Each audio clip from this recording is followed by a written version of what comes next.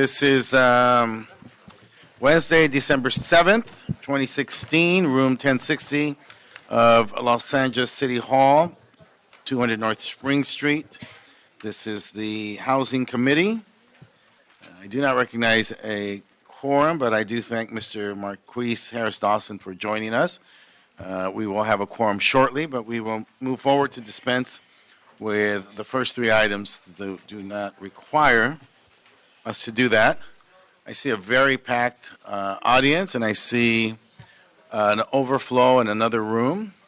There are some matters that people are here for to, I guess, engage in rigorous debate, and as a democracy, you have a right to do that.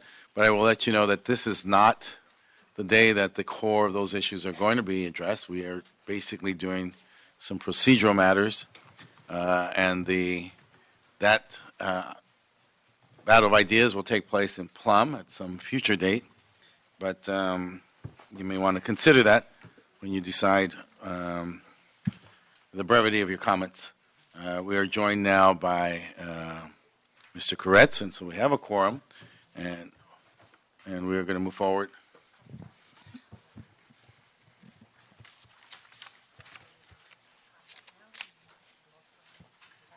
Why don't I do the 1, 2, 3 first?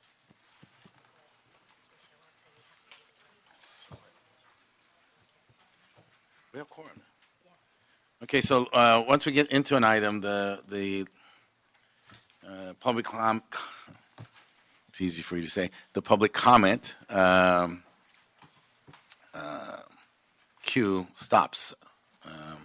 So I'm informed to tell you. Welcome, Mr. Kretz. Thank you. Thank you.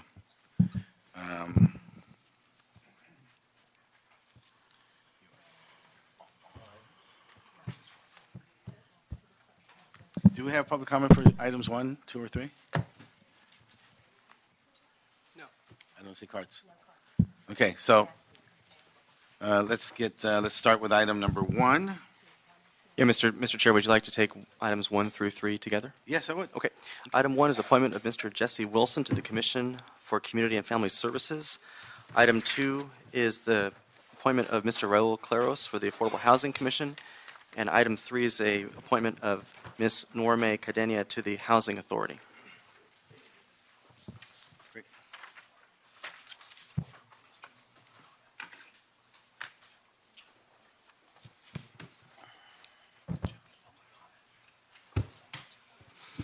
Number 3, she won't be here.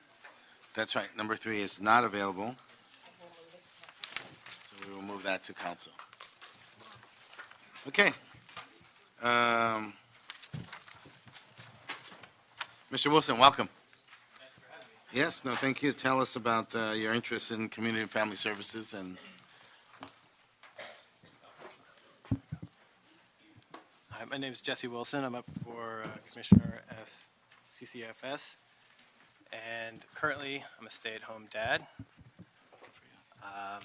My previous work experience has been in finance, equity trading specifically, and for the last 8 years, I've been, raising my children, staying at home. Currently live in Silver Lake. I don't think the audience could hear you. Currently live in Silver Lake with my wife and 2 kids. And as now both my kids are in elementary school, I'm looking for an opportunity to work with families, work with children, work for children, and give something back. Okay. Any questions? No. No. Sir? No. Thank you for your commitment to service. Mr. Claros, tell us about your interest in affordable housing. Sure. The goals you anticipate. Thank you, Mr. Chair. My interest is really to service vulnerable communities. At this time, as the Executive Director of the Northern Valleys Chapter for the American Red Cross, I get an opportunity to do that on a day-to-day basis. Also, as a former deputy to Council President Herb Wesson, I had the opportunity to work in the Koreatown area around a lot of issues with the homeless community. We helped pilot what now is a citywide initiative called Project Hope that LAPD has now championed bureau-wide and citywide. So I just bring, I believe, a unique perspective at a grassroots level that I look forward to working with this committee and the city of Los Angeles to be able to help bridge the gap when it comes to affordable housing. Thank you. Questions? So you've done work, a lot of work interacting with our city and our communities and trying to help bridge that gap. Are there sort of big issues that you want to bring forward or ideas that you want to bring forward in this new capacity? Yes, thank you for that question. I think the biggest skill that I bring as an organizer really is to be able to bring the voice of the community to this committee and to the city, and vice versa as well. A lot of times committees like this are being held and the community at large might not understand the process.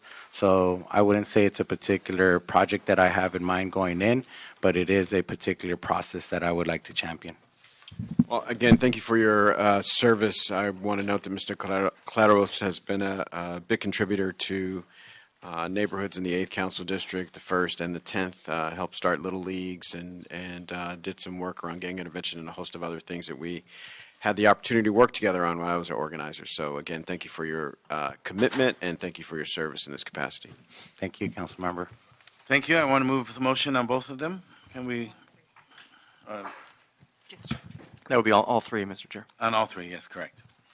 Okay.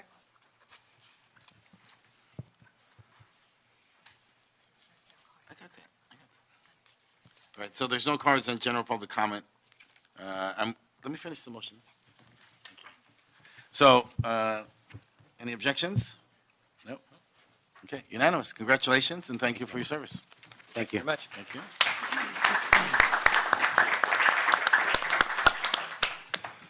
Would you like to go to item number 4, Mr. Chair? Yes, let's move to item number 4. Item number 4 is a Los Angeles Housing Community Investment Report relative to amending sections of the municipal code regarding the systematic code enforcement program.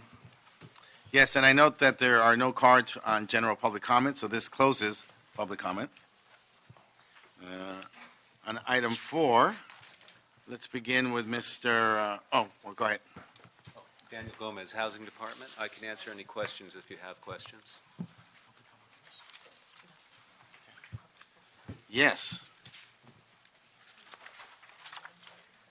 Please give us your report, and we'll talk from there. Housing and Community Investment has been reviewing the Systematic Code Enforcement Program, our procedures since 1998, and we found that we've been making progress. However, we found that the 3-year inspection cycle that the code currently requires is no longer necessary, that a 4-year cycle would be prudent, and that would allow us to also break into a tiered system, which would allow us to address problem properties more frequently at a 2-year cycle, which is what we're recommending. In our staff report, we're recommending that you instruct the city attorney to work with HCIDLA to prepare an ordinance amending the sections to create a 4-year cycle. And then in B, we're also asking that you approve regulations. However, we'd like to amend B to instruct the city attorney to work with the Housing and Community Investment Department to draft regulations, and also we'll work with stakeholder groups on drafting those regulations. Okay. Well, let me commend the department for their prompt response to the letters from the grand jury and for bringing forth this proactive proposal. It may seem counterintuitive at first, but it's well argued that the 4-year cycle is the one that allows us to be the most effective and concentrate the resources of the city. So we appreciate that.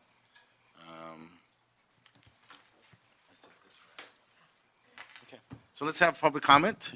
Jim Clark, please join us. And Harold, come on up.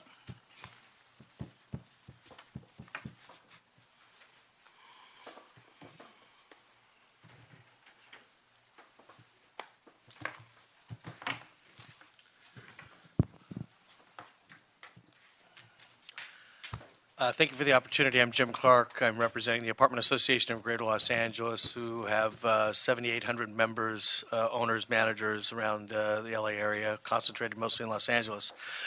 I want to I want to be sure that my card says that we support this. I don't think I checked it, but so just for the record, we do support this. I think it's a great idea, probably long in coming. We have always said that good, clean, safe landlords should be awarded if they have buildings that are up to code and clean and safe. The bad actors should be inspected more often. We don't have a problem with that. I mean, part of our educational process is to make sure that owners and managers know exactly how to operate their buildings and keep them up to code and clean. So we do support this change heartily. Thank you. Thank you. Mr. Greenberg. Thank you. Harold Greenberg. I chair the Los Angeles Government Relations Committee for AGLA. We've been working on You need a mic, Harold. We've been working on this, frankly, with the Housing Department for a long time, and I appreciate the fact that they have allowed us to participate. We've been able to share ideas. This is something that should have occurred before. We, frankly, wanted a complaint-driven system. Unfortunately, it's not in the cards. We, frankly, have seen that the resources of the city were misallocated. We do not support slumlords. We don't want slumlords. They bring a bad situation to the city and, frankly, to owners. What we're talking about here is to make sure that the resources are tendered where it should be. This is not something that just owners support. This is what tenants support. When the building is clean, safe, and affordable, tenants do not want to be bothered, and they complain to us. Appreciate the opportunity. We wholeheartedly support it, and thank the Housing Department. Thank you. Let's hear from Carlos Aguilar, Coalition for Economic Survival. Amanda Gold, Inner City Law Center.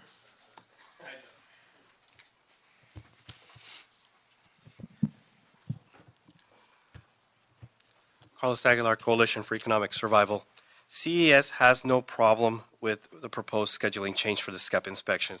We agree that to ensure tenants have a habitable place to live, priority must be placed on the priorities that are poorly maintained, have had the most violations, and present the greatest challenges. So it makes sense to shorten it to a 2-year inspection cycle for poorly maintained properties and a 4-year cycle for better maintained properties. And while there's no request for a SCEP fee increase at this time, we do want to raise the fact that the current fee structure is totally unjust. There's no reason that the entire SCEP fee burden falls on the back of those who can least afford to pay and those who are responsible for the need to have a SCEP inspection bear no cost. At the very least, the fee should be split between the two, and just like the RSO registry fee currently does so. The SCEP is a program that addresses landlords' failures to maintain their property, so the landlord should have to pay in some way. We urge consideration to revise the unfair SCEP fee and bring some equity to it. Thank you. Okay. Yes.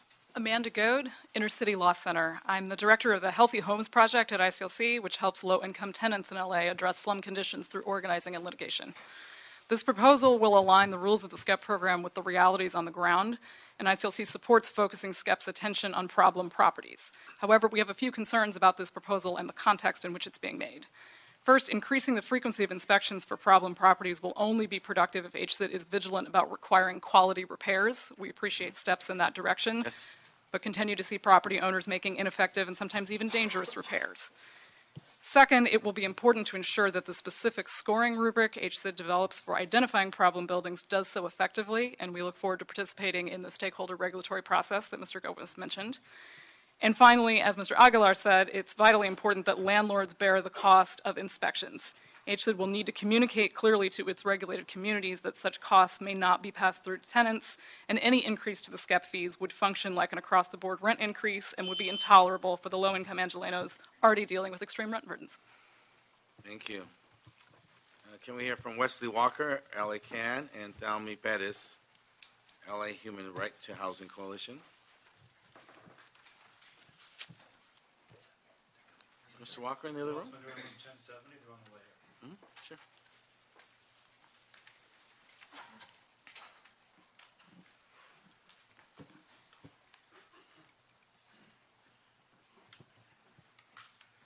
Mr. Walker's behind me. Sure. Should I go first? Good afternoon. My name is Telmi Perez with the LA Human Right to Housing Collective. We are also in support of this proposal. We think that it's important to identify and to focus on problem buildings in the city of Los Angeles. We do want to make sure, though, that those landlords and those buildings that are identified for the 2-year cycle, that we are putting enforcement teeth into this proposal to make sure that not only are we identifying these, but we are asking the landlords to abide by, for example, the requirements of the Enhanced Repairs Pilot Program. So 2 of those requirements would be insisting that landlords attend a pre-repair conference and that Hcid walks the landlords through what proper and quality repairs should be. And then second, that there's a prompt response by Hcid when a tenant from these problem properties complains, and that tenant is able to show Hcid exactly what the problems are without a landlord present at the property. Thank you. Thank you. Mr. Walker, welcome. Yes. Hello, everybody. My name is Wesley Walker. I'm from Los Angeles Community Action Network. And once upon a time, I used to be in a building that needed quality repairs. That building was the Huntington Hotel downtown. And I've seen a lot of violations there. I'm glad to see that the city is finally doing something to correct that. I'm in support of this ordinance because it adds a little bit to making sure that the city has quality repairs all throughout Los Angeles.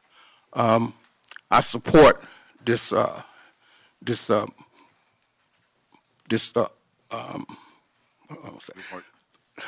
yes. I support this, and I would like for you to have Mickey Mouse repairs added to that as well. It's a long time coming, so thank you very much. Congratulations. I have James Potter and Jen Rivera. James Potter, LA Can. Jen Rivera, Controller's Office. Let me just go. Thank you, it's Jen Rivera from the Controller's Office. Nice to see all the members. Thank you for the time. Just wanted to let you all know I have circulated a letter. The Controller is currently doing an audit of SCEP program. It was a result of the grand jury report as well. And so we will be evaluating this program as well as other pilots that the department has currently. And we will come back. We're looking at the financials, we're looking at technology and any other efficiencies. But overall, we're very supportive of the action today. And we really applaud the department for being proactive. We think 2 years is fair, and we will evaluate if there's any changes. We will let you know. But for the most part, we, again, thank the leadership of the department. Thank you. Thank you. Who's next, man? Yes, sir. Hi, my name is James Porter, member of LA Can. I also support this. Why? Because it's about time we find a solution to a housing problem, and we got the 2 years and the 4 years. But I also want to add to this is that we need a monitoring service that's very qualified to make sure that the work is being done. And I also think we should add quality repair to it. And I support everything that everybody else says. So I'll make it short. I support it. Thank you. We appreciate you. Happy to see you. Okay. Committee members? Questions? Comments? Good to go? Yes, sir. I would just make a comment that this is a great example of collaboration between tenants groups and landlord groups, and I think everyone wants to see what is coming out of this. We want to see tougher follow through on the folks that are problems, and we want to be less bureaucratic for the ones that aren't. And so I think this is a great solution. And we obviously heard some suggestions for best practices, and I hope that the department will follow through on those. Thank you. Thank you. Let me commend the department. Prompt response, report in August, response by letter in September. Here we are before the year's up with solutions, real substantive solutions for tenants with an incredible engagement, ongoing engagement with tenants and landlords. So we're making progress. let me move, colleagues, to adopt the Hcid report with the amendment that the city attorney and housing report back with the draft ordinance and regulations in 60 days, and that the interim Hcid meet and confer with tenant and landlord advocates on the development of the inspection regulations. So moved. No objections? So be the order. Mr. Chair, would you like to take items 5 and 6 together? I would. Item 5 is an HCID report and CAO report relative to releasing an RFP for the selection of qualified developers to create affordable housing. Item 6 is an HCID CAO report relative to the selection of a developer for the project located at 3685 South Vermont Avenue.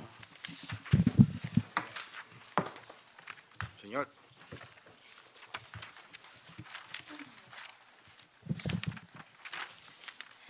Good afternoon. Emily Zen Cervantes with the Office of the CAO. Hcid is requesting authority to release a request for qualifications and proposals for the selection of qualified developers and affordable housing owner-operators, transferring property, amending existing contracts, and executing new contracts for technical services. Our office concurs with most of their recommendations. In order to implement Hcid's recommendations regarding the 557 Crocker Avenue property, the CAO recommends that the committee make a determination that the public interest or necessity requires a private sale. Subsequent to releasing our CAO report, we had additional discussions with the city attorney as well as Hcid and are now amending our recommendations. We recommend that Hcid report back to the council for specific requests for amendments to existing technical contracts, as well as authority to execute new contracts with selected contractors from the CEO's pre-qualified list. There's no impact to the general fund, and no additional funding commitments are being made at this time, although Hcid may report back to council for additional funding for contracts as well as affordable housing projects.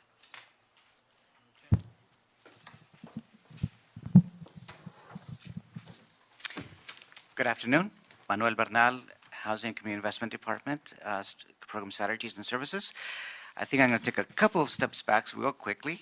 As you know, on March 2013, the Housing Department received 60 assets from the CRA.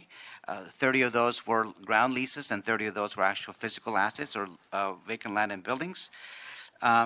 Of the 30 assets that we have, we need to keep in mind there are two basic rules we need to keep in mind, and that is that redevelopment law does still apply, and there are two big components to that. The first one is that we have a deadline to meet of March 27, 2018 to have a development plan for these vacant piece parcels. And the second component that we need to keep in mind is that at least 30% of the units produced need to be for deeply affordable households, 30% of AMI and below. We need to make sure that we meet those standards as we develop these sites.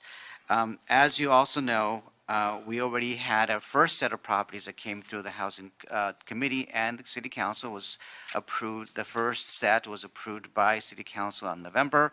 There were 12 properties that were approved. We're coming to you with the second and third set of properties that we'd like to move forward to this position. With that said, I'll hand it over to Mariana Lem, who will talk a little bit more about those two sets of properties. Hi, my name is Mariana Lem, and I'm with Hcid, and I'm in charge of the Land Development Unit.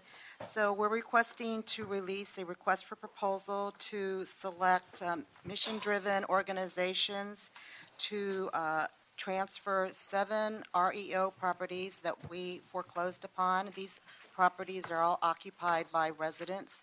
So we would like to release that RFP upon approval of council and mayor and the Housing Committee. We anticipate a January release of this RFP upon approval of the appropriate bodies. The RFP is attached to the transmittal report. It's a draft RFP, and again, we're ready to release that. We're going to evaluate the mission-driven organizations that respond on their qualifications, their portfolio quality, their financial capacity, their compliance with existing city agreements, the project feasibility to take over these parcels, as well as community benefits and their clarity of presentation. In addition, HCID is requesting that we release a second RFQ for 7 properties. 5 are vacant CRA properties and 2 are LADOT parking lots that we want to be able to build affordable housing as well as parking lots for those two properties. We will again go through the same process we did on the first batch of properties in terms of selecting developers. We're going to do maximum of 50 points, and we're going to have 50 points allocated to common criteria through all the developers, and then 50 points will be allocated on project-specific properties. We're anticipating a February timeframe to release that RFQ if approved. We're also seeking to amend an existing memorandum of understanding with EWDD for two former CRA properties so they can develop as economic development projects. And we're also requesting to execute an ENA and an owner's participation agreement with Weingart Center for the Homeless to transfer a former CRA property to Weingart. This particular property at 557 Crocker is surrounded on 3 sites by property owned by Weingart Center, and there is a Administrative Code Section 7.27 that allows for sale of city-owned real estate property without sale or advertising for bids if City Council determines that public interest or necessity requires such a sale. Weingart has issued an RFP already and has selected a development partner to build affordable housing on their 3 parcels, so it makes sense that they include our parcel in so they can build more affordable housing. Okay. So again, we request that you approve the recommendations that are in our report. Yes. Thank you.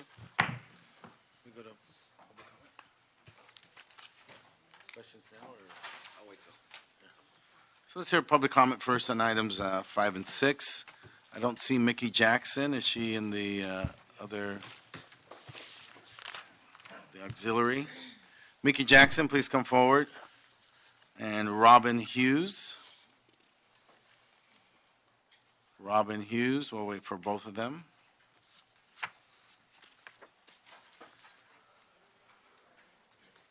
Hey, Mickey.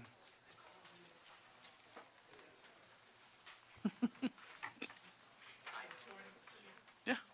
I bring greetings from the anteroom. I am so happy to see you. We appreciate that. We're doing well.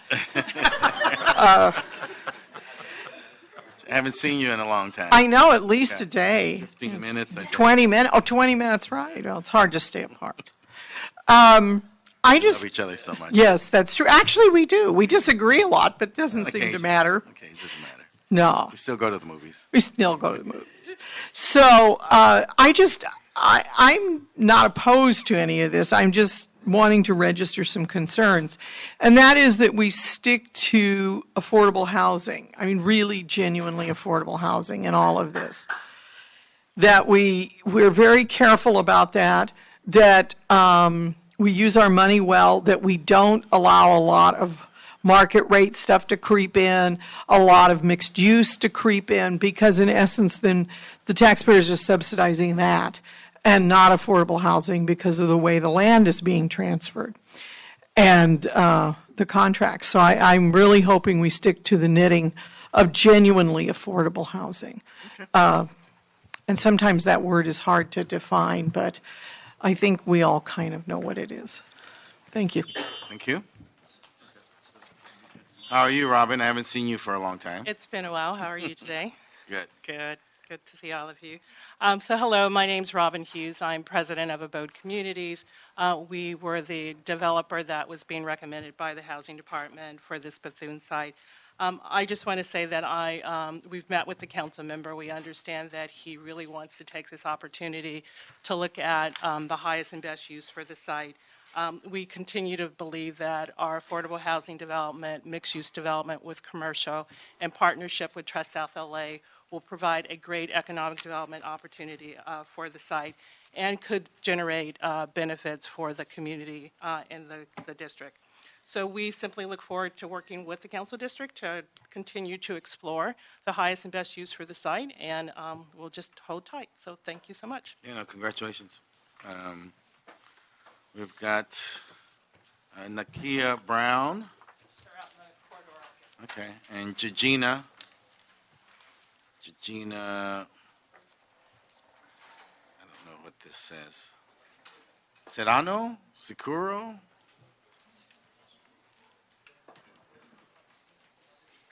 Georgina? Is that you? Okay. Please? Serrano, sí. Okay. Nikia? Please join us. Welcome. Mhm. Okay. Nikia, are you ready? Yes, sir. Sure. Hello, I came here as a member of Trial South LA today, and I would like to basically present before you guys that when you put a child in an environment that is a tenet of affordable housing, that you put him in an environment to better his mindset instead of us worrying as a community about a child robbing, killing, and stealing. When you put them in an environment of USC housing and, just getting that experience and that feel of being a child to let them know that there's a better opportunity and hope. I was actually recently one of the tenants at Roland Curtis that experienced the LA Times story, and it's a big misunderstanding. And I just basically wanted to let you guys know that when you create an opportunity for a child in a situation such as that, it's always a successful and positive outcome. Yes. Thank you. Georgina. Yes, well, I'm really appreciated being here, and thanks the opportunity for listening. Personally, I'm sleeping couches for more than 2 years. Affordable housing is extremely needed in our community. As a community organizer, I work with Trust of the Lake with a conviction that you in the position of power now, receiving probably our support, our point of view, you really want to help us and keep the balance between the commercial part, but the community needs. We're really, really hungry for affordable housing. I know you support us in with our idea, but really, really appreciate it. You continue with actions, not with words, but expressing and see and show us you really care about my situation and hundreds of people like me, like in a little line to be a homeless on the street. So, or having a undecent house for myself and others. Thank you so much. Thank you. Thank you, both of you. Thank you. Mr. Marquise? Thank you, Mr. Chair. With regard to item number 6, I want to thank the folks who came out to testify on that.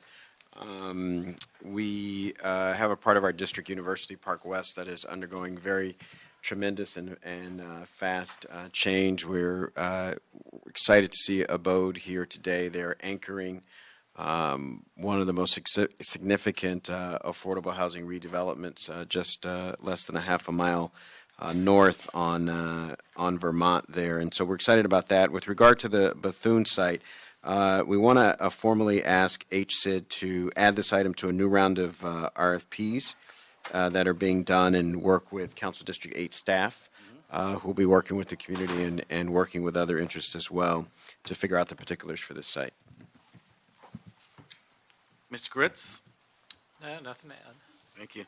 Let me add that we're very excited as well for your progress because we're right to the north of you and to the east of you. And our commitment to you is that we are working hard on creating public space, pocket parks, retail zones there, ending the food deserts so that people, we're building community. That's right. And so I'm glad we're doing that side by side. Let me move with the amendment of the council member to adopt the CAO report as verbally amended by the CAO and as amended by Council District 8 to add the 3685 South Vermont property to the second RFQ and RFQP for the disposition and development of city-owned properties forthwith to council. Any objections? No. Nope. So be the order. Thank you.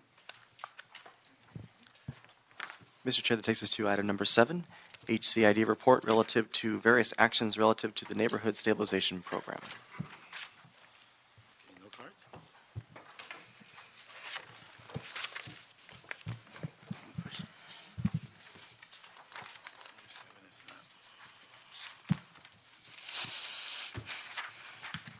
Good afternoon. Again, Manuel Bernal, Housing Director, Housing Strategist, Housing and Community Investment Department. I'm here to talk about the transmittal that we have before your committee regarding the NSP and RNLA. NSP meaning Neighborhood Stabilization Program, RNLA is Restored Neighborhoods LA. As a response to the financial crisis between 2009 and 2011, the city received 3 neighborhood stabilization grants from HUD, NSP 1, 2, and 3. NSP 1 was for $32.8 million, NSP 2 was for $100 million, and NSP 3 was for $9.8 million. Combined, there were $142.7 million of NSP funds that came to the city. These funds were specifically targeted abandoned and foreclosed property for the purpose of stabilizing neighborhoods throughout the city, primarily in those census tracts that were most impacted by the foreclosure crisis. To be able to spend this money, the city co-established and then contracted with Restore Neighborhoods Los Angeles, RNLA, and RNLA was specifically tasked to implement the NSP program. Just briefly then, since 2009 and primarily through RNLA, the NSP program reinvested approximately $140 million in impacted communities, restored and/or redeveloped 880 affordable housing units, and built out a few parks. Combined, the NSP accomplishments and those of RNLA, we propose that we come back to the City Council to report back on the program and its performance as soon as we close it out, which is going to be within the next 2 years. I will say, though, that as of today, we really are in a closeout mode.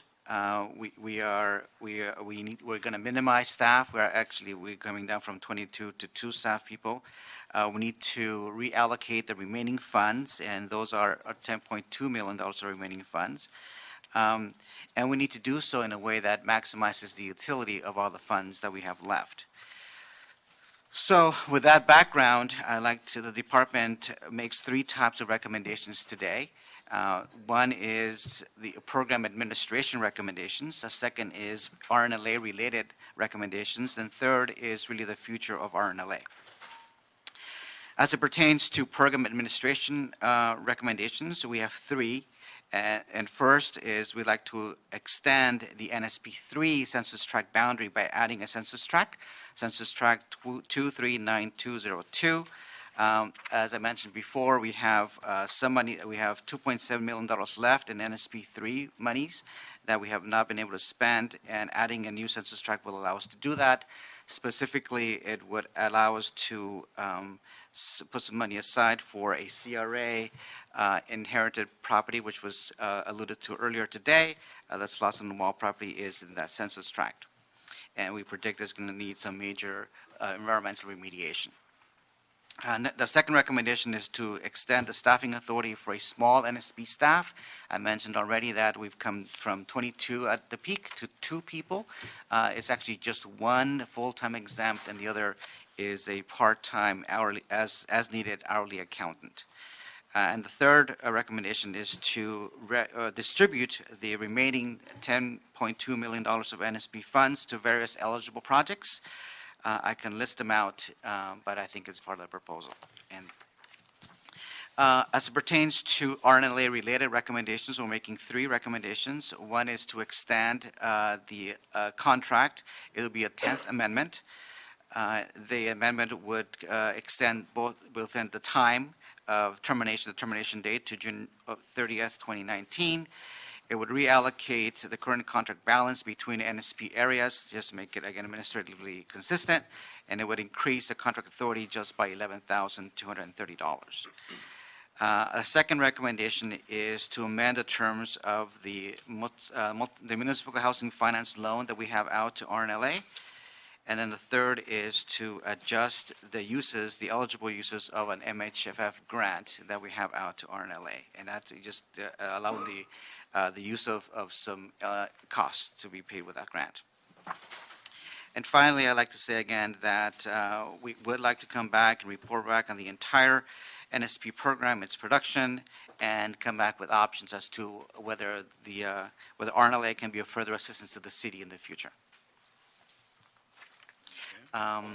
There was one minor correction that I would like to address. And that is that as one of the reallocations, we asking for a swap of $2.8 million.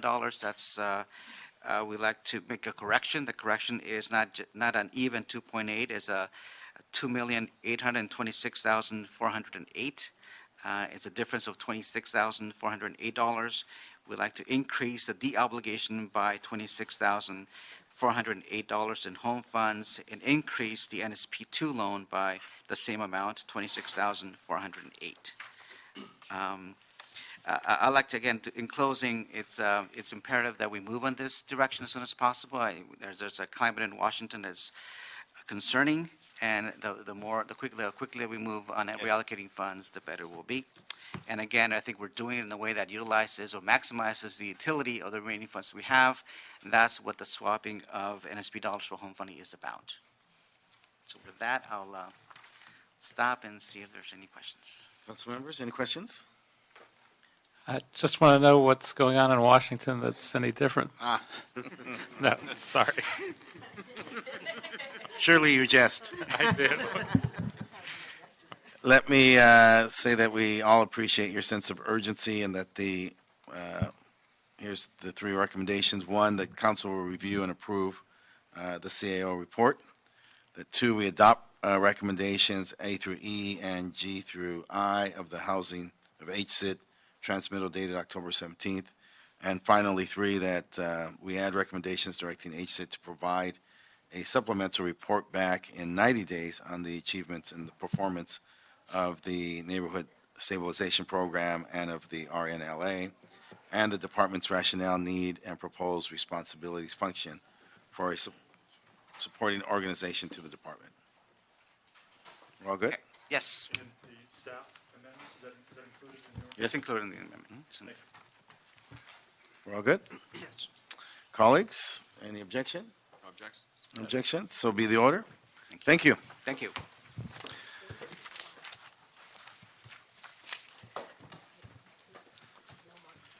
Okay. Public comment for item number 8 is now closed. Mr. Chair, item number 8, City Planning Commission report relative to a draft ordinance for the purpose of imposing regulations to permit sharing of primary residences. Right. So everyone is welcome to let's have planning. Who's up here first? Yes, please join us.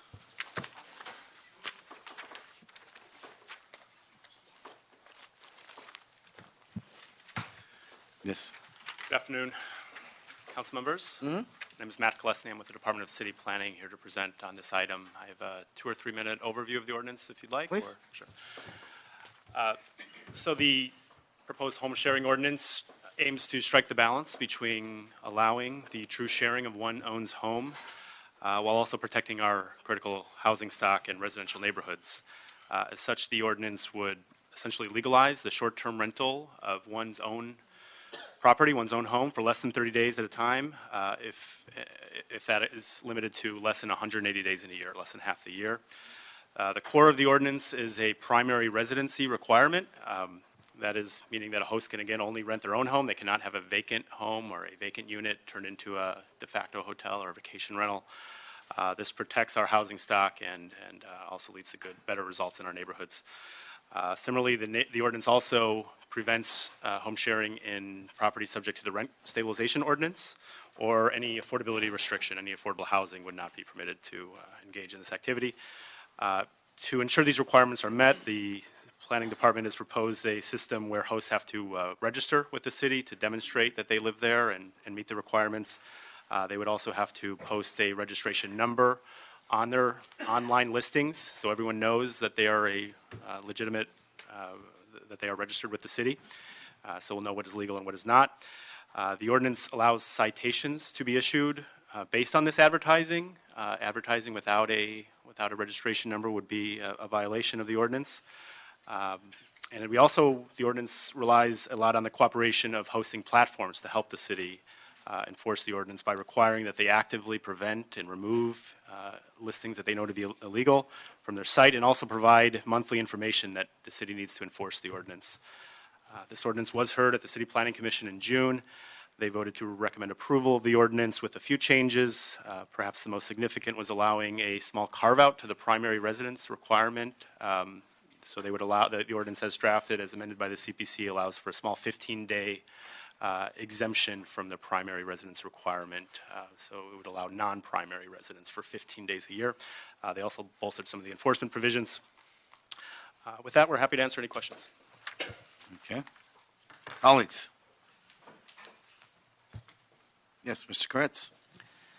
I'm not sure that I have questions. I do have opinions, and I'm not sure how many we are planning to address today. I know the primary focus is on the question of vacation rentals and second non-primary residences. I think that's generally a bad idea to include, and I certainly would support the effort to remove that from the ordinance. I'm not sure whether we will be dealing with the other issues, but I noticed that Mr. Roos sent in a letter. We've never talked about this issue, but it perfectly describes my position on as well on this, that there's a big difference between home sharing and whole home rentals. Home sharing, I believe my office may never have received a negative comment about, because when the owner is present on site, the kind of nuisances that we hear about and receive are generally not present. The idea that we could consider 180 days a year of rental and still consider the person that, quote, lives there as being a primary residence, to me, is ridiculous and obviously has to be reined in. If you're renting your primary residence 180 days a year, there's virtually no chance that you actually live there. So what we're talking about is proposing a business, and if that's what we want to do, that's fine, but we should call it what it is. If you're lucky, you can rent it 180 days a year. But I don't think it's anything akin to an actual residence any longer. If we're going to continue to consider these residences, I think in fairness, it should be akin to a period in which the resident might be on vacation. So I believe it should be 60 days or less, and that is the direction in which I hope we would go. Mr. Harris-Dawson? Thank you, Mr. Chair. I appreciate the opportunity to also weigh in with opinions. I don't necessarily have a question. I think the work that we did in the Planning and Land Use Management Committee to make sure that we didn't have runaway hotels in the middle of neighborhoods is very good work. I think even with the 15-day sort of basically 2-week exception, makes a lot of sense and is consistent with what we've heard neighbors say, certainly in our district and as we've gone around the city around a number of issues. With regard to the 180 days over the course of a year, I think it's important to note that there are different circumstances in different parts of the city.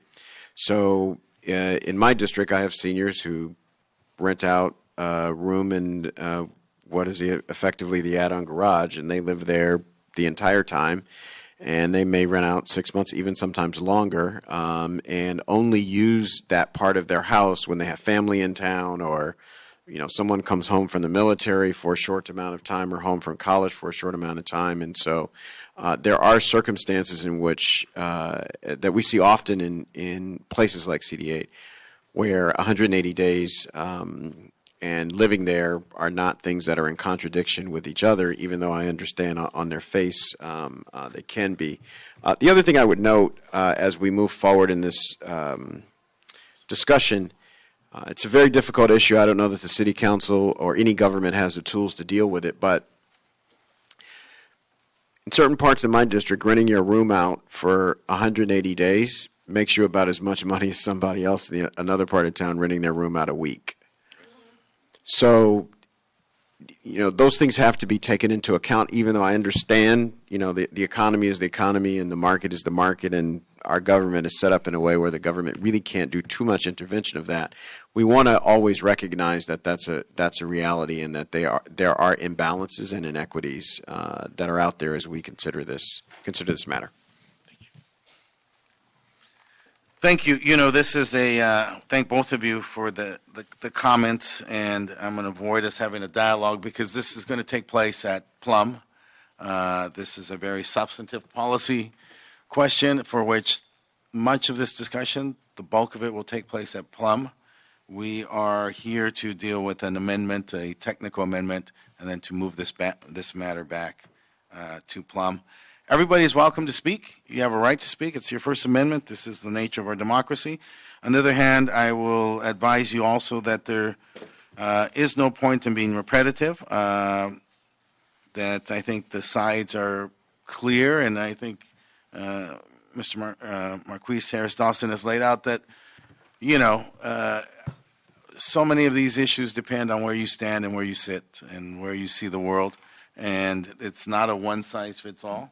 And we would like to have the ideal egalitarian society, but we are not there today. We are an evolving, growing society within a moment of historic change in our nation and in our city, and we are trying to manage that change. Change is difficult for people, and people have different responses. And so a response in South LA or in Pico Union that works excellently for that community may not work on the west side or in the hills or in other parts of this city, and we respect that, and we are searching for that always coveted soft spot, that place in policy, public policy, where we find the greatest good for the greatest number, and we are looking for that through this process as it is. Again, I welcome you to speak, but I also want to be clear that we are only making a technical amendment today, not having or making the major policy decisions today. Let me.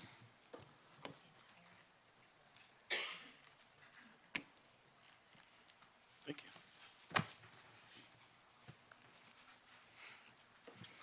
So, as I said, let's move forward with this discussion. Everybody is welcome to speak. This is, of course, the Housing Committee, and all these matters are before us as they are laid out. Can we do public comment now? Yes. Yes. I don't want to overstate my point. Yes. As was the case earlier, each speaker has 1 minute, and you are welcome to use it, or simply come up and say you concur with the previous speaker, if you wish. Please join us, John Choi, Stephanie Woods, and Betty. John Choi and Stephanie Woods, please.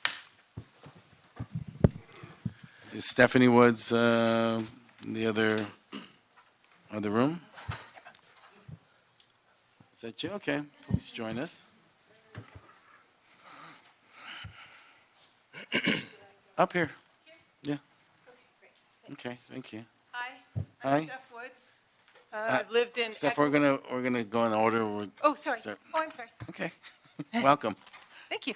Okay. Mr. Choi. Thank you, Mr. Chair. Council members, real pleasure to be with you today. We'll be very brief. Thank you for your consideration and action on this item today. We look forward to working very closely with the full City Council to come up with comprehensive and fair regulations to regulate home sharing.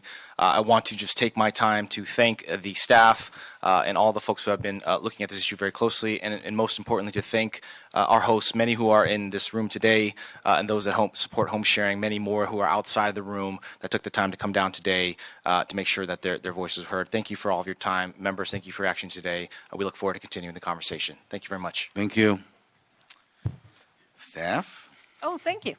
Okay, well, I'm an enthusiastic supporter of Airbnb because I'm 68 years old. And in 2012, after taking care of my folks until they passed away, all of my retirement was depleted. And all I had left was a duplex. And a friend of mine told me about Airbnb, and it was a life-changing experience for me. I never envisioned ever becoming a small hotelier to people all over the world and being able to enhance the value of my contribution to my community by being able to refer to my local business, by being able to tidy my place up and have a location where people in my neighborhood can now have their parents stay with me and they can just walk across the street when their babies are being born.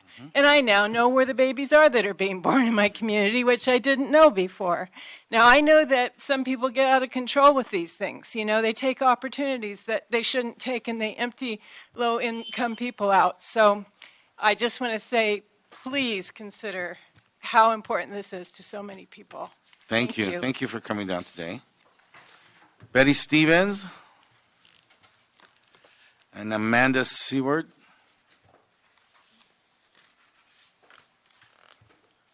Go ahead, Betty, and I trust that she's coming. Okay. Amanda Seward. Please. Hi, good afternoon. My name is Betty Stevens.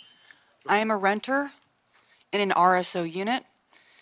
I'm also a struggling artist, and I have health issues. My industry collapsed, and I am not eligible for any financial assistance. Home sharing saved my life, provided me with a job, and pre-screened safe roommates. My landlord, a previously defined slumlord, is aware of my short-term renters because it enables me to assist her with repairs, keeping her building safe and clean.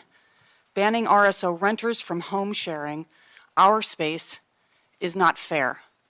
It allows homeowners, which I probably will never be able to become, the only people that can benefit from this program.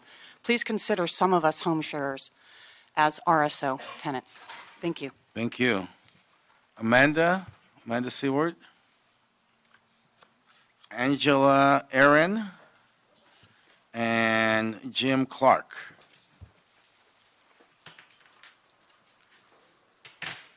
Hi. Hi, Angela. Hi, my name is Angela. I'm a single mom, a homeowner, and I host people from all over the world, and thank you for the opportunity today. The current ordinance, namely the 180-day cap, is sweeping, and it poses a threat on my livelihood. Instead, let's be less regulatory on the non-problematic hosts and more regulatory on those who have chosen to take advantage of the system. I request that current non-problematic hosts be grandfathered in somehow. Looking at the much, much bigger picture on this issue, at this changing time, and you mentioned change, in a world of division and prejudice, Airbnb is a powerful force in creating a world of tolerance, harmony, and peace. Let our Los Angeles be the advocate for a better world for our children and our children's children. Thank you. Well stated. Thank you. Mr. Clark. Jim Clark with representing the Apartment Association of Greater Los Angeles. Harold, Thanks please again come for up. the opportunity. They almost got it right with this, but we just can't support the amendments in its current proposal. We are not opposed to the concept of home sharing, but we are against short-term rentals in multifamily buildings. The reason being is because an owner or a manager would not have the time to do background checks or screening of tenants that come in short-term, say for a weekend or a week. Sometimes these folks are on vacation, they become revelers, they might create a nuisance for current tenants, and that's something that we truly want to avoid. It would be taking away the quiet enjoyment of the current tenants. I'm sorry, Mr. Clark. So you're talking about a multifamily building where the owner lives there, or no, the owner doesn't live there? No. I understand, I'll call her Stephanie, she has a duplex. I can understand where she lives in one unit, she wants to do short-term rental in the other. We can understand that. But when you have a 12-unit building and a manager or owner may not be there, if you have a tenant who may be a flight attendant or a traveling salesperson who rents out their unit for a week or a weekend, we have no ability to screen or do background checks on the people that are coming in. So, look, these folks are on vacation most of the time. They become revelers. They disturb the quiet enjoyment of the other tenants, and that is something that we are opposed to. Thank you. So with that said, regardless of the outcome of the final ordinance, we will need help from the city with regard to enforcement because we think, even though it may be outlawed, that it'll continue to happen. Yes. Thank you. Harold Green. Where's Harold? Are you here, Harold? Yes. You coming up, Harold? The one that I'm taking. And then Carla Escobar. Carla Escobar. And then Carlos Aguilar. Please come up, Carlos. See you in the crowd. Sir. Good afternoon, gentlemen. Mr. Koritz referred to this as business related. I call it the Lawyers Unemployment Relief Act of 2016. What we're really talking about here, and we're not against single-family residences where someone, the owner, lives there. What we're concerned about is the multifamily, whether it's RSO or non-RSO. We're talking police involvement many times. We're talking drugs, alcohol, sex, fights, destruction to their property. Let's be honest about it. This is one of the problems we have. And it's not just the owners that complain about this and have the responsibility, which they have no control over. It's frankly the tenants that complain to the owners because it destroys their community, it destroys their peace and quiet and their enjoyment. If we're talking strictly single-family residence, no opposition. But if we're talking multifamily, we got to talk about the tenants. Thank you. Carla. Good afternoon. My name is Carla Escobar, and I work at the Sheraton, hospitality attendant. Been working there for 4 years, 10 months. First, I wanted to say that we are very excited for this policy to move forward. With that said, we worked with our housing coalition partners to ensure the protection of our good jobs and affordable housing in the city of Los Angeles. Now more than ever, we need to protect our city from Trumpism and the attacks on working people and immigrants. We believe this policy to be the right balance for our jobs and for hosts and our communities. Thank you. Thank you. Carlos. Carlos Aguilar, Coalition for Economic Survival. We support this proposal with amendments to remove the 15 days of non-primary residence vacation rentals and also urge a 60-day cap. We are leaking and losing affordable housing units, and this proposal attempts to plug that leak. Short-term rentals, along with the LS Act, are the major threats to preserving our existing affordable housing. We need to protect that affordable housing that we have because we'll never solely meet the needs through new construction. That means ensuring our rent-controlled housing is protected and not converted. Airbnb and similar entities are destroying our affordable housing. They need to be stopped. That's why we fully support and strongly urge you to adopt this proposal, which includes prohibiting short-term rentals in all rent-controlled housing, as well as including the previous mentioned amendments. Thank you. Thank you. Susanna Schick? Susanna, Vanessa Johnson, and Ethan. Yes, please. And it's either Ethan or Ephraim Heguera. Hi. Ethan? Ethan, Vanessa, how are you, dear? And Susanna. Yeah. Okay, Susanna. Again? Hi, I'm Susanna Schick, a resident of Los Angeles. And I really hope that you guys will move this forward quickly because every day that this regulation is delayed, more children go homeless because their families are kicked out of rent control housing to turn it into faux hotels. And so the situation with housing is such a crisis in this city that we absolutely need as much affordable housing as possible. If somebody needs to rent out their garage apartment to make a living, they can have a long-term renter there and have a more stable environment. And, you know, if somebody needs to rent their place while they're on vacation, they should be able to do that. I think in multifamily buildings, it should be allowed as long as the guests are well screened by the app that it's being used. As an Airbnb user myself, I've been very careful about the places where I rent, and I've also been very careful as a guest to be a good guest, and so I think that that's really important. I'm done, right? You're done. Thank you. Yeah. Ms. Johnson. Hi, my name is Vanessa Johnson, I've been a host since 2011 for more than 5 years. And as you know, back in 2008 was a financial crisis for everybody.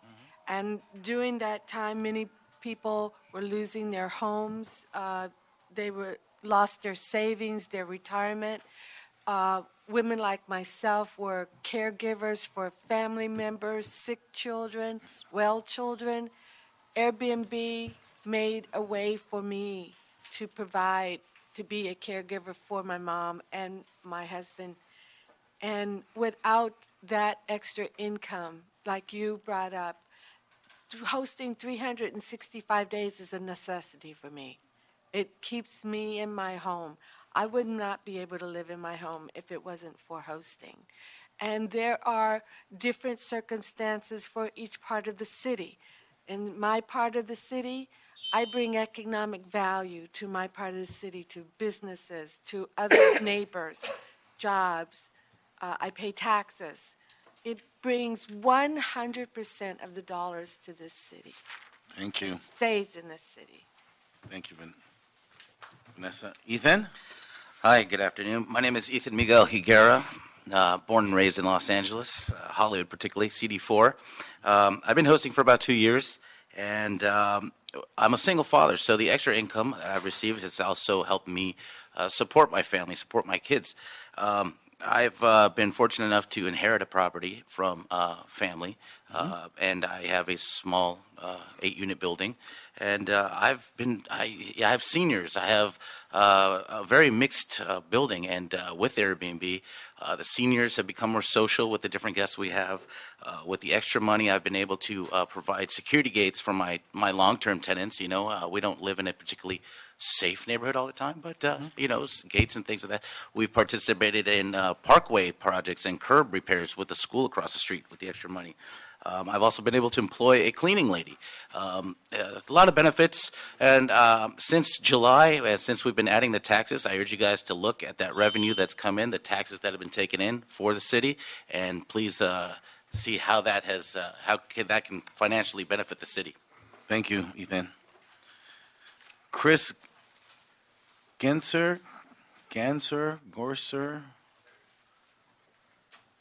I'm going to call you doctor with this writing. Pamela Jacob. If I was a doctor, I wouldn't be here. And Chris, here's the real doctor. Chris Piazlo.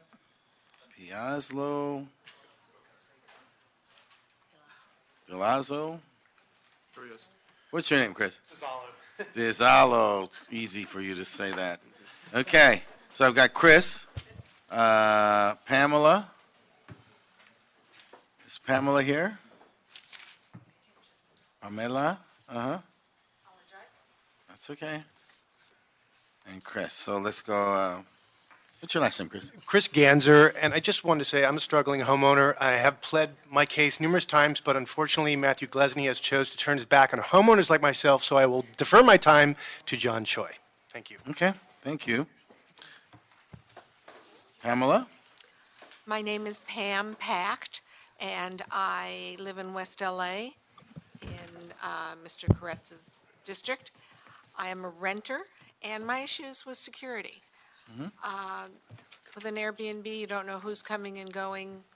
I'm in a small building, 4 units, whom we all know one another and look out for one another. Lots of camaraderie. So strange people coming and going at odd hours, not being able to get into the Airbnb, knocking on your door in the middle of the night saying, what do I do? My job. And so it's about quality of the neighborhood for renters' communities. So thank you for letting me enter the dialogue. Thank you, Mr. Kretz, for what you do for us. And Great. Point well stated. Huh? Thank you, Pam. Point well stated. Chris. Hi, my name is Chris Dizzallo, and I live near Sunset in Fairfax, and several buildings there are de facto hotels now. It's getting a little out of hand, and it's not just the neighborhood issues, but it's also just the loss of affordable housing that I'm concerned about. So I guess I'm against the amendment as currently written. I think 100 days is insane. It's not a short-term rental at that point. I agree with the speakers who have said that at that point you might as well enter into a long-term rental. I think 60 days would be okay if the owner is actually in the unit itself. I also don't understand 60 days, or even 60 days if, I don't understand why it has to be less than 30 days at that point. And I also agree with the speakers who have said that the 15-day carve-out should be eliminated. 15 days isn't 2 weeks, it's actually 7 weekends. It's a summer, so if you think of it that way, it's not really removing that incentive. So that's all. Thanks. Thank you, Chris. Malloy. It's the last name.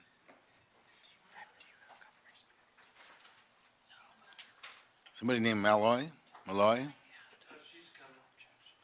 What's your name? Margaret.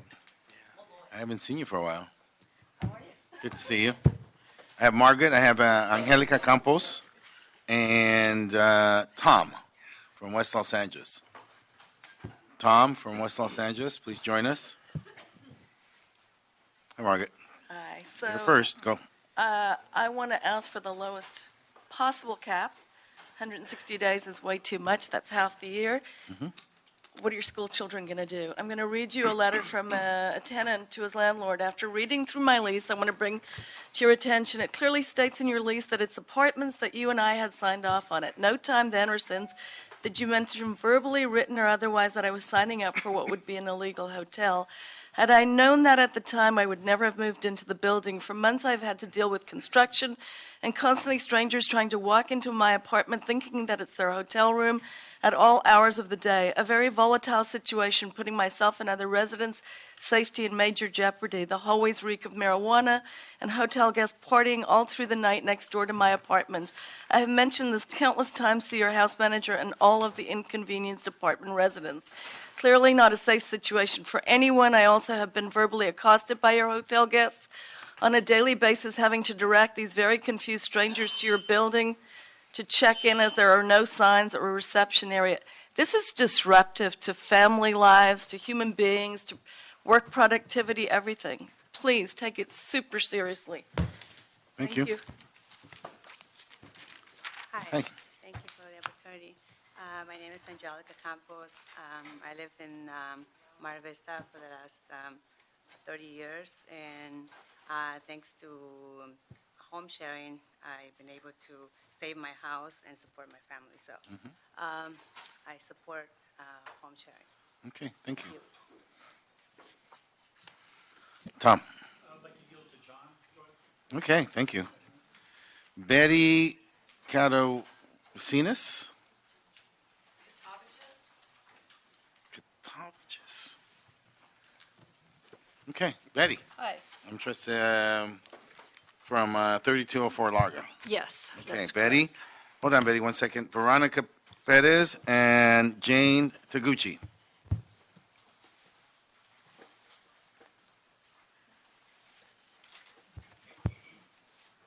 Okay, Betty.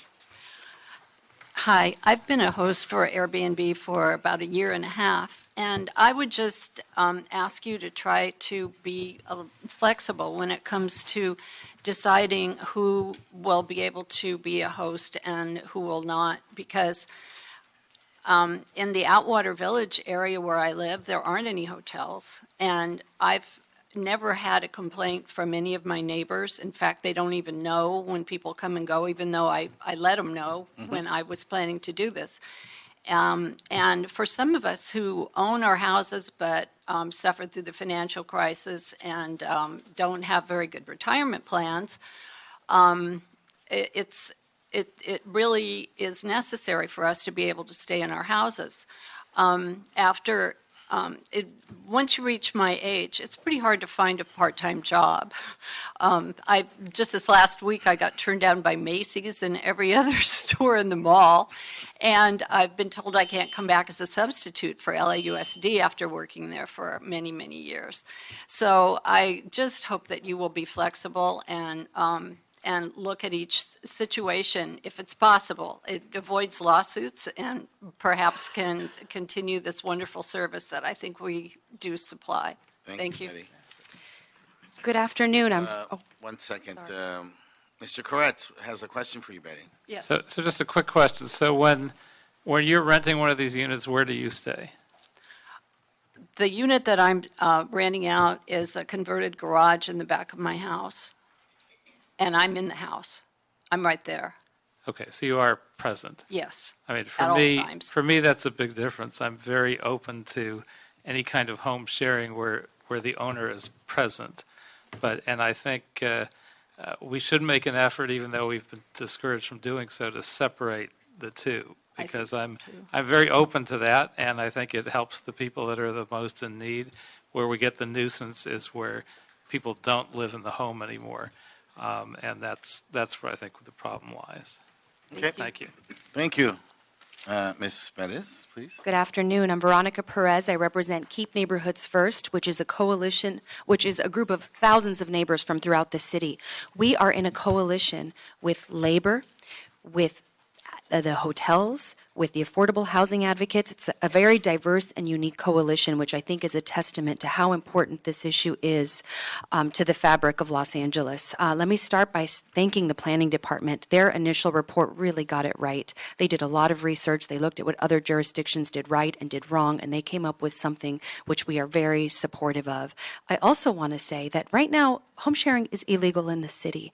Our coalition is supportive of legalizing true home sharing. What we support actually would allow most of the people in this room who you've heard from to continue in what they're doing, which is to share in their own home. What is dangerous is opening it up to vacation rentals, because even if it's only 15 days, it's going to allow people it's going to take housing units off of the market. It's going to open the door to people, investors coming in and renting out instead of providing housing for Angelenos. Thank you. Thank you.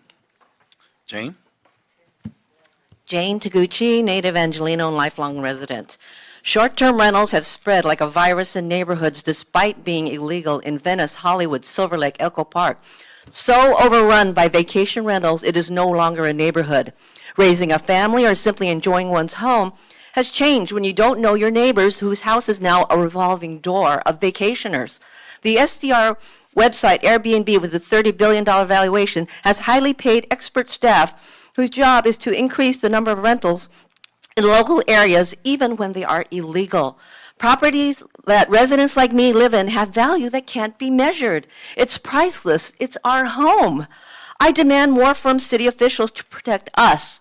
Don't cater to these special interests. Because I am enduring an illegal Airbnb for over 2.5 years and it is not enforced, I don't see how it can possibly be enforced in the future. I feel this ordinance must maintain the current ban or at least be amended to favor our communities, not be a cash cow for the minority of Airbnb hosts. I'm here to speak for us, the 99.9% that get no benefit from Airbnb and short-term rentals. Thank you. David Ewing, Andy Griggs, Colleen Sorrow.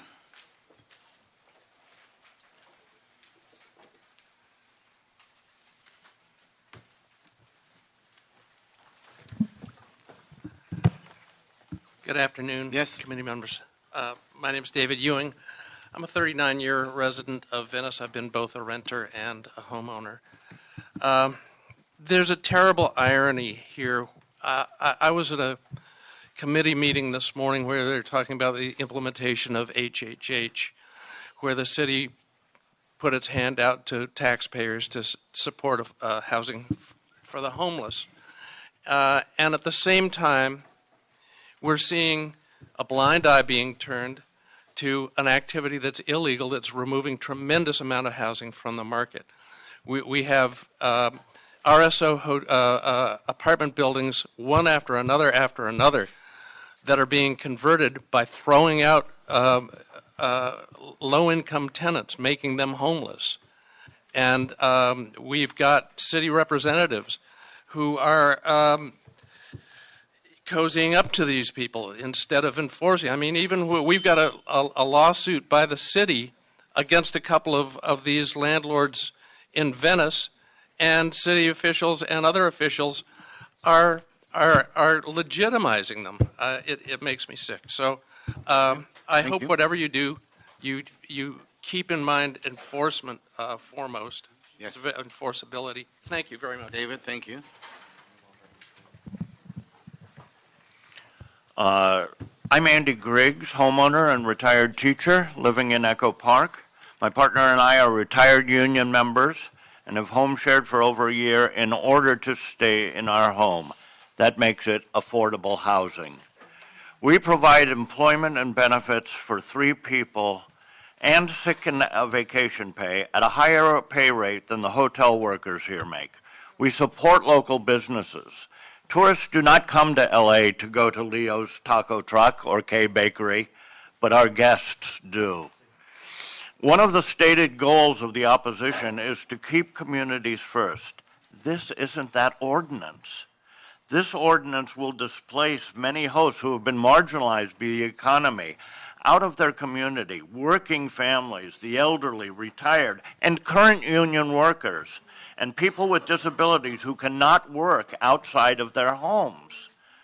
If you want to get rid of commercialized STRs, as is stated, who push renters out, we support that. Use existing enforcement mechanisms and write that ordinance. Thank you, Andy. Colleen? Hi, my name's Colleen Sorrow. I'm a member of the Venice Neighborhood Council and chair of the Oceanfront Walk Committee, but today I'm here speaking as a resident of 17 years and a renter on the boardwalk in Venice. I urge you to keep the RSO prohibition in place. I've seen many of my friends illegally evicted from their RSO unit and then have their places posted on Airbnb within a couple of days. This is valuable housing that is getting quickly being displaced, and Venice can't afford this. This is also causing the middle class in Venice to be shut out of Venice, and that's the problem right now with Venice, is that there is no middle class. We're all being shut out. I'm middle class. I have friends who have been in their place for longer than I have, over 20 or 25 years, and now they're having to deal with different people coming and going, loud parties, trash, and constant door banging. The vacationers think they're in a hotel, so part of that's not their problem, but this is an apartment building. They have different hours and attitudes than the residents, and with no one keeping watch over them, the whole neighborhood is beginning to suffer. Thank you. Please keep the prohibition in place. Thank you. Thank you. Carlos Aguilar, Jonathan Ayon, and Judith Goldman.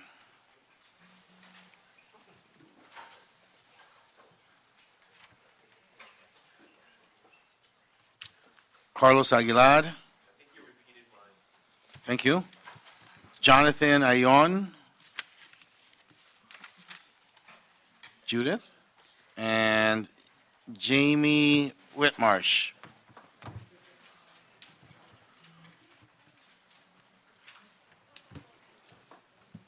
Jamie Whitmarsh.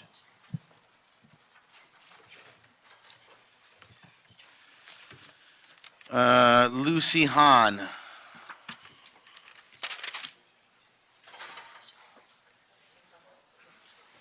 Jonathan. Hi, my name is Jonathan Ayon. I'm the community organizer of the Thai Community Development Center in East Hollywood. We're also an affordable housing developer. I am here today to ask the council to put forward this policy. No more delays. We need to protect LA tenants from going homeless, and they need to regulate short-term rentals now.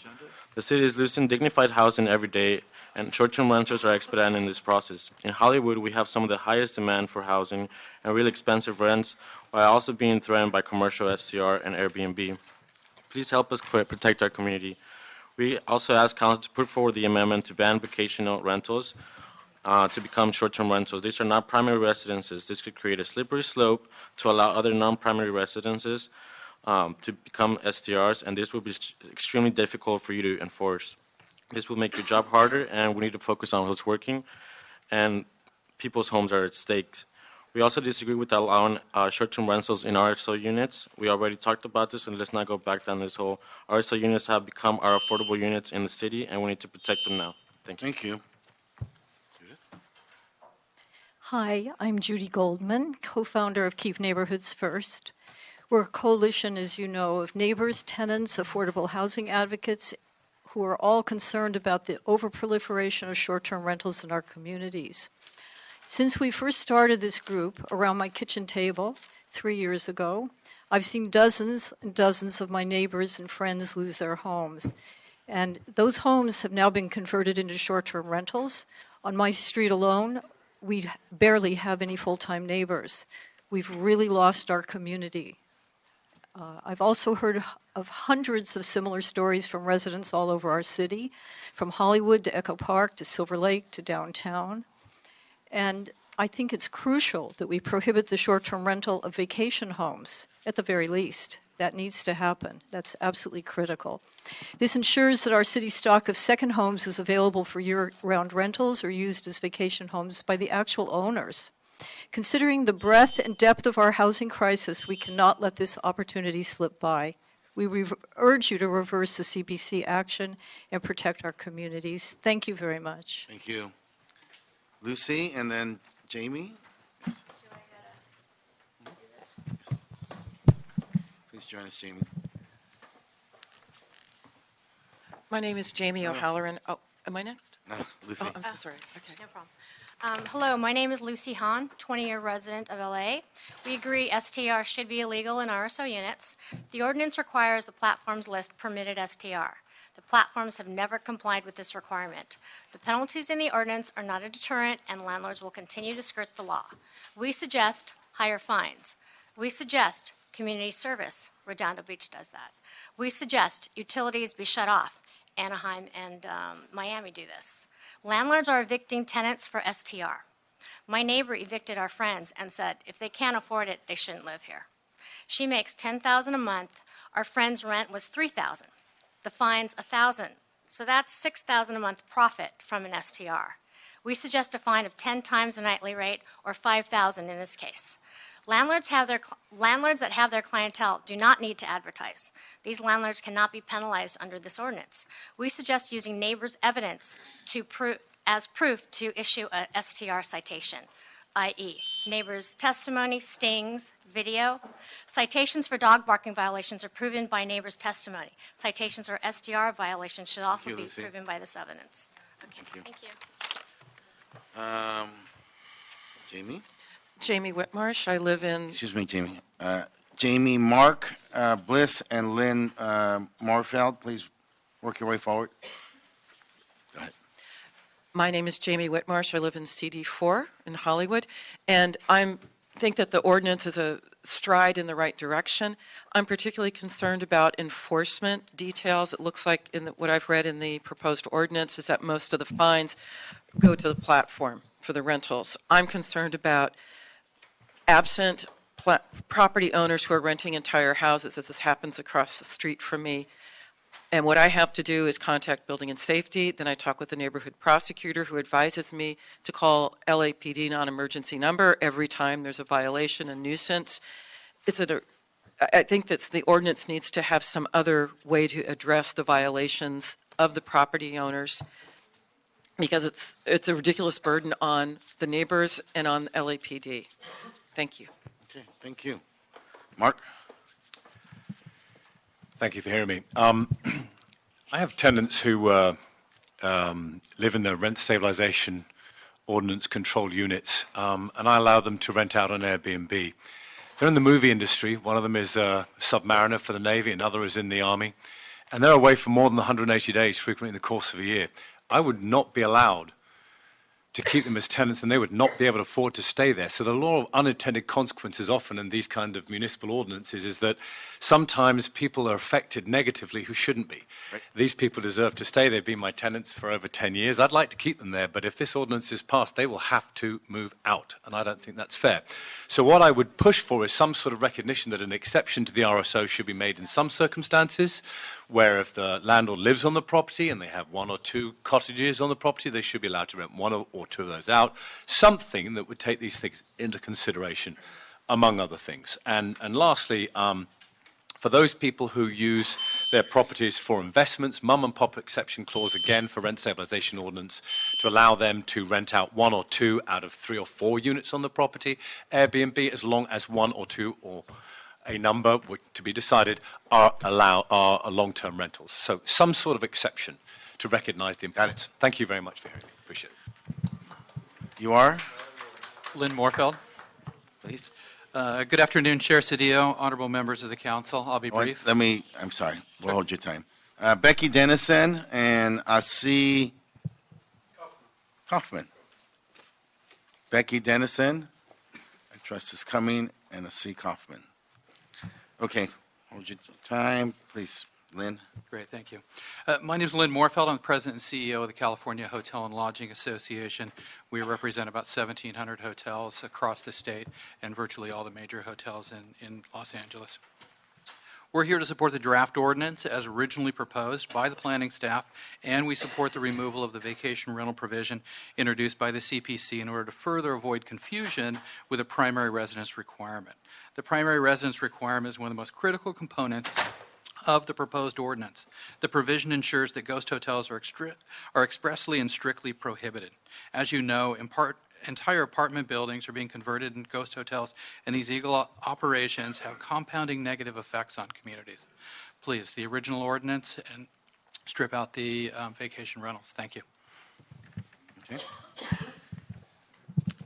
Hi, I'm Becky Dennison. I work with Venice Community Housing. I'm also a tenant in an RSO unit, and I'm here also to strongly support the ordinance as originally drafted without the vacation rental, without the increase in the cap, and strongly support the protection of RSO units. You've heard from the president of the Apartment Association, most leases, most management companies would not allow that, so we're setting tenants up for failure if we don't prohibit the use of RSO units, and we're also continuing the loophole that's been used over and over and over again to either illegally or improperly move folks out of RSO units.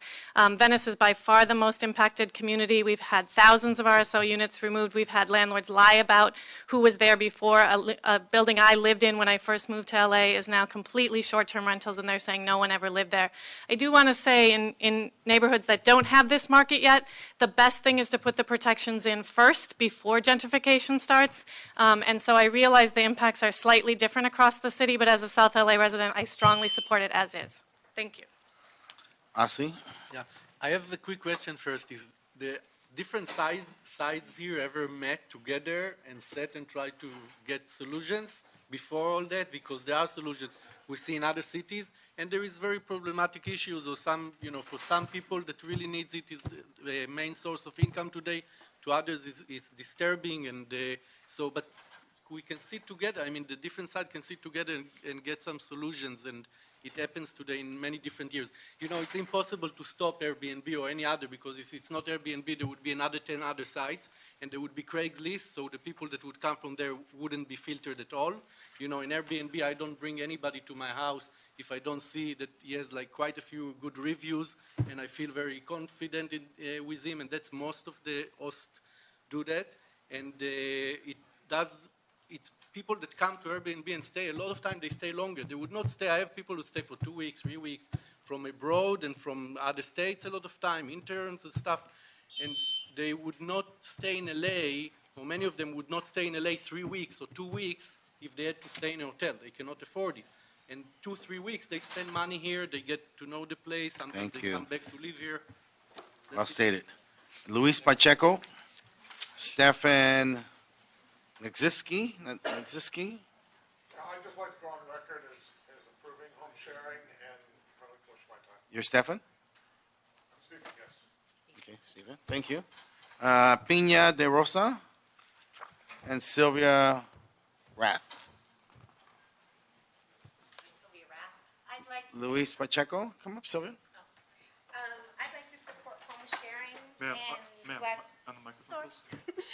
I'd like to support home sharing, and thank you for the consideration for primary residence, but I'd also like to give up my time to give more time to John Choi. Thank you. Leslie Hope, please join us. You are, sir? Luis Pacheco. Okay, Luis. And then Pina de Rosa. Pina, is that correct? Pina? It's actually Pina. Yeah. Pina, okay. I just want to say. Actually, come on up. Hold on, but just wait a second. Luis, then you, Pina, and then Leslie. Luis. Hi, so I'm Luis Pacheco. I work in Santa Monica at a 4-diamond hotel. I get to see a lot of travelers come to me and tell me their great experiences across, this country and everything. And when it came time for me to be able to travel somewhere, I was able to. Well, I had this long-term, goal of going to Europe, and I was able to do that through this platform, Airbnb. I was able to travel to 10 different countries affordably, and not only that, to be able to experience the culture and the people and the hosts and speak to them and just get an actual feel for who these people are and what sense of community they have. And it really changed the way my perspective and how this platform works. I just feel that we should return the favor to people who are potential guests that are come from other countries as well. Thank you. Thank you, Luis. Tina? I fully support. Thank you. I fully support home sharing, and I think you've heard us all. And yes. So thank you. I yield my time. Thank you. Leslie? I also support home sharing, and I have a lot to say, but I'd like to yield to John Choi. Thank you. Sharon, West Los Angeles. Letha from Power, from Pacoima. Bill Brzezinski from Power. Marcella from Power waves her time. Okay. Jed Parker, wave time is Ms. Lopez, or Mr. Lopez, wave time from Power. And Bill Brzezinski waves time from Power. We appreciate that. I've got left is Sharon from West Los Angeles and Jed Parker. Thank you. Jed. Yeah, thank you for your work. You've done a lot of good work, and that was a great. My name's Jed Pauker, by the way, and your initial speech before the comments was great. Loved it. I'm here to say that I support non-commercial home sharing. I've used it both in Texas and in Mississippi Delta, and it's great. However, we have a lot of problems where it's been ultra commercialized here, and I want to emphasize the value of enforcement. And I think I know that we have 4 lawsuits against some egregious operators in Los Angeles, 2 of whom are in Venice, the most impacted community. And I urge you to send a message, get these lawsuits settled in favor of the city on all the pleas, so we can move forward and prevent further bad things happening in that commercialize what should be something that's simply supposed to help people. Thank you. Are we ready to move forward with this? Sir? I'm all ready to go. You want to make the motions? Or you want it to comment? No, I'm good. Okay. Thank you. So, yes? Thank you, Mary. Let me make the following recommendations. 1, I want to direct Planning Department to make the following amendments to the draft ordinance. Remove all references in the draft ordinance that permits home sharing in non-primary residences. Amend proposed section 12.22A.31 C parent, 2 parent, D parent to clarify that the prohibition on home sharing in units subject to the RSO rent stabilization ordinance applies to all units and not just those that are renter occupied. And 2, Planning Department is further directed to return to the City Planning Commission 1 year after adoption to report on the progress of home sharing ordinance and propose any recommended changes. Now, this matter then subsequent goes to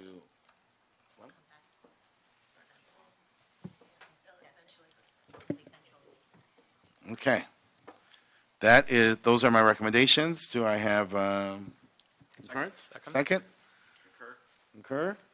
No objection. So be the order. I thank all of you for being here, and we've got more things to do. So God bless. We have no general public. No, regular there was general none. public? No. Okay. Surprisingly. Thank you. No one came for general public comment, and so this meeting is now adjourned.